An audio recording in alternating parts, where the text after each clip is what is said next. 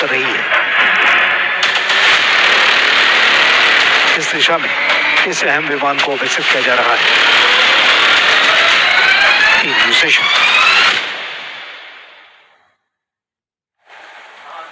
Hormuz strait से mines हटाने के मिशन में शामिल होगा जर्मनी, और ये बड़ी खबर है क्योंकि हॉर्मुज में मिशन को लेकर जर्मन के रक्षा मंत्रालय का बयान आया है। माइन स्वीपर जहाज फुल्डा मेडिटेरेनियन सागर में तैनात होगा।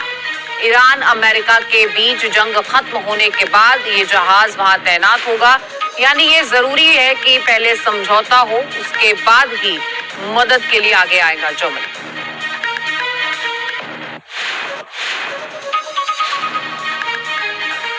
और उधर हॉर्मुज में नाकेबंदी पर ईरान ने अमेरिका को फिर से धमकी दी है। अमेरिकी नाकेबंदी जारी रही तो करारा जवाब हम देंगे, और देश की सेना पहले से ज्यादा मजबूत है, वो तैयार है। अपनी संप्रभुता की रक्षा के लिए हम पूरी तरह से सक्षम।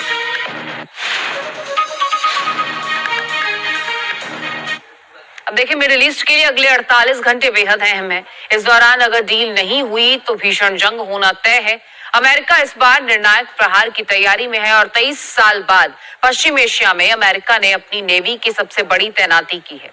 ईरान की घेराबंदी के लिए अमेरिका ने कैसे पूरी ताकत झोंक दी है, इस रिपोर्ट के जरिए समझते हैं।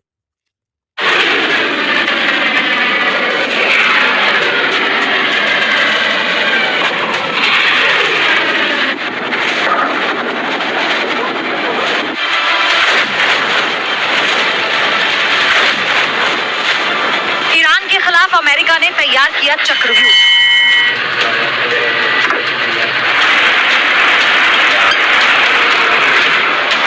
पश्चिम एशिया में तैनात किया नेवी का सबसे बड़ा बेड़ा।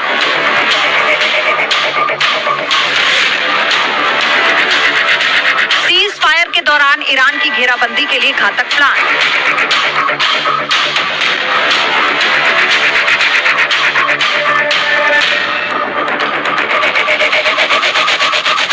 अगले 48 घंटों में होने वाला है विनाशकारी जंग का ऐलान।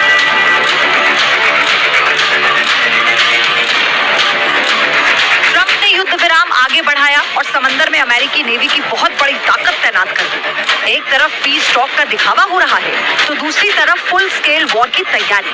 एक ऐसी जंग जिसका अंजाम पूरे पश्चिम एशिया की तबाही हो सकता है।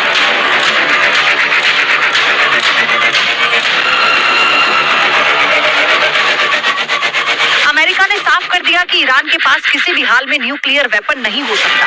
इसके लिए या तो वो डील करे या विनाश के लिए तैयार है।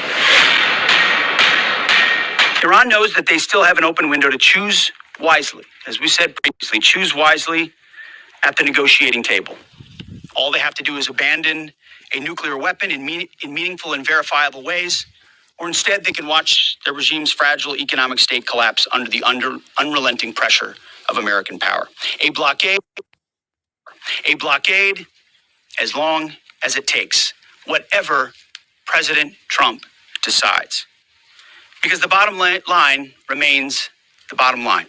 Iran will never get a nuclear bomb. The choice is theirs, but with this blockade, the clock is not on their side.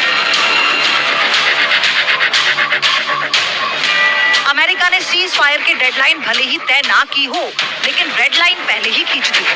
Iran उस रेड लाइन को पार ना कर सके, इसके लिए ही अमेरिका ने अपना वॉर प्लान रेडी कर लिया है। इसके तहत पहला बड़ा कदम ये उठाया गया कि मिडिल ईस्ट में एक साथ 3 एयरक्राफ्ट तैनात कर दिए गए।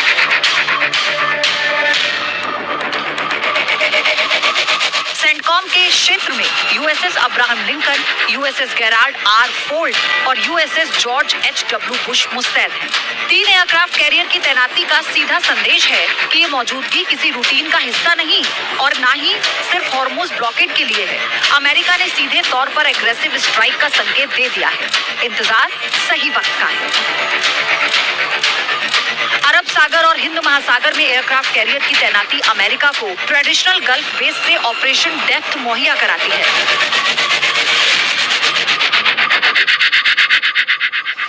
क्योंकि ये पूरा रीजन ईरान की मिसाइलों के रेंज में है, ऐसे में यहां से अमेरिका काउंटर अटैक कर सकता है।